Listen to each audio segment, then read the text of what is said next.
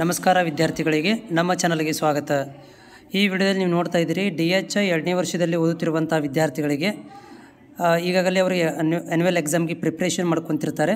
So ಅಂಥ ವಿದ್ಯಾರ್ಥಿಗಳಿಗೆ 2ನೇ ವರ್ಷದಲ್ಲಿ ಓದುತ್ತಿರುವಂಥ DHI ವಿದ್ಯಾರ್ಥಿಗಳಿಗೆ ಪೇಪರ್ 1, 2, 3 3 ಪೇಪರ್ ಕ್ವಶನ್ ಪೇಪರ್ಗಳು ಇರ್ತವೆ. ಸೊ ಅವುಗಳನ್ನು ಒಂದು ಕಡೆ 2019ರಿಂದ 24ರವರೆಗೆ ಇನ್ಕ್ಲೂಡಿಂಗ್ ಅದರಲ್ಲಿ ಸಪ್ಲಿಮೆಂಟ್ರಿ ಮತ್ತು ಆ್ಯನ್ಯುವಲ್ ಎಕ್ಸಾಮ್ ಕ್ವಶನ್ ಪೇಪರ್ಗಳು ಇರ್ತವೆ. ಟೋಟಲ್ ಇಲ್ಲಿ 30 ಪೇಜ್ಗಳಿದ್ದಾವೆ. ಸೊ ಈ ಒಂದು 30 ಪೇಜ್ಗಳನ್ನು ನೀವು ಡೌನ್ಲೋಡ್ ಮಾಡ್ಕೊಳ್ಬೋದು. ಇದರಲ್ಲಿ ಪೇಪರ್ 1, 2, 3 3 ಕ್ವಶನ್ ಪೇಪರ್ಗಳು ಒಂದೇ ಒಂದು PDF ಅಲ್ಲಿ ನಿಮಗೆ ನೋಡಲಿಕ್ಕೆ ಸಿಗುತ್ತೆ.